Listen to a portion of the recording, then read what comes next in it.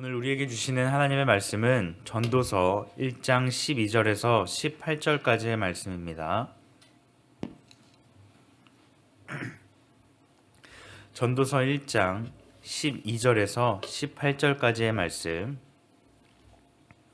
한 절씩 교독하시고 마지막 절 함께 보도록 하겠습니다.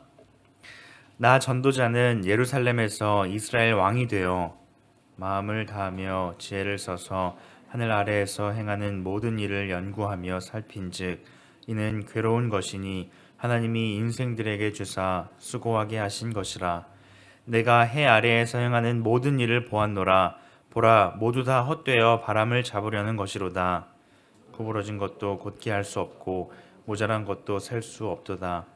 내가 내 마음속으로 말하여 이르기를 보라, 내가 크게 되고 지혜를 더 많이 얻었으므로 나보다 먼저 예루살렘에 있던 모든 사람들보다 낫다 하였나니 내 마음이 지혜와 지식을 많이 만나 보았음이로다. 내가 다시 지혜를 알고자 하며 미친 것들과 미련한 것들을 알고자 하여 마음을 썼으나 이것도 바람을 잡으려는 것인 줄을 깨달았도. 함께 보겠습니다. 지혜가 많으면 번뇌도 많으니 지식을 더하는 자는 근심을 더하느니라. 아멘. 여러분은 혹시 바람을 잡으려고 애써 본 적이 있으신가요? 바람을 손으로 잡는다라는 것은 불가능하기에 그 누구도 바람을 잡으려고 애쓰지 않습니다. 그런데 오늘 본문에서는 지혜를 구하고 바라는 그 모든 것들이 바람을 잡으려는 것과 같다라고 말씀하고 있습니다. 솔로몬 하면 떠오르는 단어는 아마 지혜일 것입니다.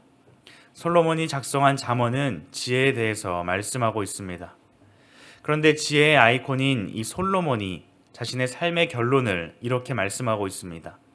오늘 본문 13절과 14절 말씀에 보면 마음을 다하여 지혜를 써서 하늘 아래에서 행하는 모든 일을 연구하여 살핀즉 이는 괴로운 것이니 하나님이 인생들에게 주사 수고하게 하신 것이라. 내가 해 아래에서 행하는 모든 일을 보았노라. 모두 다 헛되어 바람을 잡으려는 것이로다 라고 말씀하고 있습니다. 솔로몬이 지혜를 통해 결론을 내린 것은 인간의 지혜는 괴롭고 또 모두 헛되다라고 말씀하고 있습니다. 만약 제가 지혜와 지식은 헛된 것입니다라고 말한다면 많은 사람들이 생각하기에 이 세상에 많은 지혜와 또 지식을 가져보지 못했기에 그렇게 말한다라고 생각할 것입니다. 하지만 솔로몬은 어떤 사람입니까? 성경에서도 솔로몬 하면 지혜를 떠올릴 만큼 세상의 지혜와 지식을 섭렵한 사람이었습니다.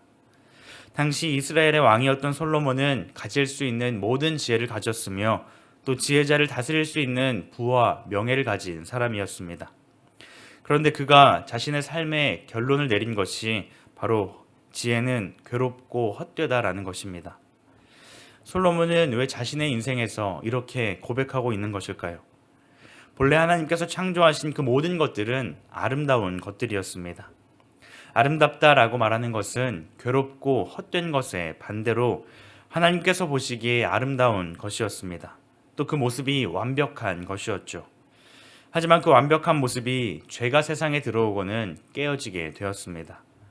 이 세상에 죄가 가득한 세상이 되어버리고 그 모든 것들이 산산조각 나버렸습니다.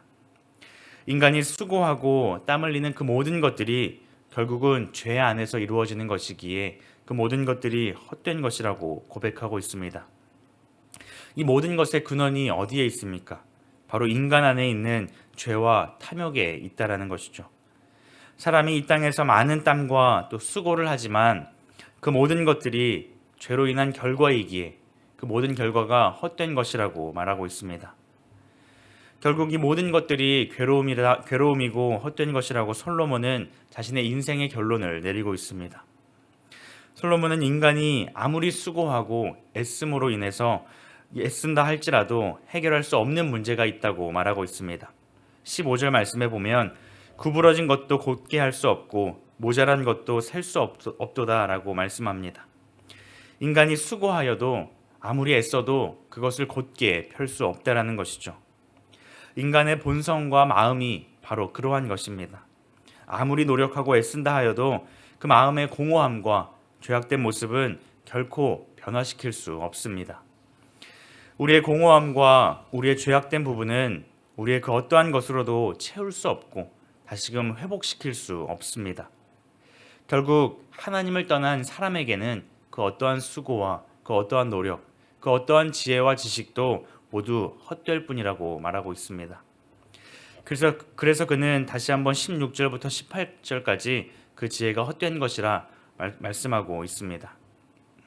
사랑하는 성도 여러분, 우리는 이 세상의 지혜와 이 세상의 그 모든 지식이 헛된 것임을 깨달을 수 있어야 합니다. 반대로 우리는 하나님의 지혜를 구하며 살아갈 수 있어야 합니다. 세상의 지혜와는 달리 하나님께서 허락하신 지혜는 오직 우리의 죄를 깨닫게 해주며 하나님과 우리 사이에 깨어진 것들을 바로 보게 하십니다. 하나님을 떠난 지혜는 결국 인간의 욕심이며 탐욕의 결과만을 낳게 되지만 하나님을 경외하는 지혜는 겸손의 길을 걸으며 또 하나님께서 그 길을 인도하시기에 고난과 염려 또 근심에 사로잡히는 것이 아니라 세상이 줄 수 없는 참된 평안과 참된 자유를 누리며 살아갈 수 있습니다. 세상의 지혜는 우리의 인생을 조금 더 편리하고 조금 더 편안하고 세상이 부러워하는 그 자리에 우리를 올려다 놓지만 그 지혜는 결코 하나님께로 나아갈 수 없도록 우리를 만듭니다. 하나님의 지혜는 우리에게 허락하신 그 모든 지혜 안에서 하나님 앞에서 우리가 죄인이라는 사실을 깨닫게 해주며 그 지혜를 통해서 우리가 어떻게 살아가야 하는지를 바르게 보게 하십니다. 그러니 사랑하는 성도 여러분, 우리의 잘못된 지혜는 전부 내려놓고 오직 하나님을 신뢰함으로 하나님께서 허락하신 지혜로 온전히 살아갈 수 있기를 간절히 소망합니다. 하나님의 지혜를 구함으로 우리 삶의 바른 방향을 깨닫고 우리가 어떠한 삶을 살아가야 하는지 하나님께서 우리 삶을 향하여서 계획하시고 또 목적하신 바가 무엇인지를 바르게 깨닫고 그 걸음대로 한 걸음 한 걸음 나아가는 우리 모두가 되기를 주님의 이름으로 축복합니다. 기도하시겠습니다. 하나님 감사합니다. 오늘 우리에게 하나님의 지혜에 대하여 말씀하여 주시니 참 감사합니다. 세상의 지혜와 지식은 우리를 하나님을 바라보지 못하게 하며 우리를 더욱 교만하게 만들 뿐이지만 하나님의 말씀은 우리를 하나님께로 인도하여 줌을 오늘 말씀을 통해 깨닫게 하여 주시니 참 감사합니다. 하나님 우리에게 하나님의 지혜를 더하셔서 하나님 앞에서 우리가 얼마나 죄인인지를 바르게 깨닫게 하시고 하나님 말씀 앞에서 날마다의 삶 가운데 그 말씀대로 살아갈 수 있는 우리의 삶이 될 수 있도록 인도하여 주시옵소서. 감사드리며 예수님의 이름으로 기도드립니다. 아멘. 이 시간 말씀을 기억하며 함께 기도하기를 원합니다. 오늘 본문의 전도자는 이 세상의 지혜는 전부 헛되다라고 말씀하고 있습니다.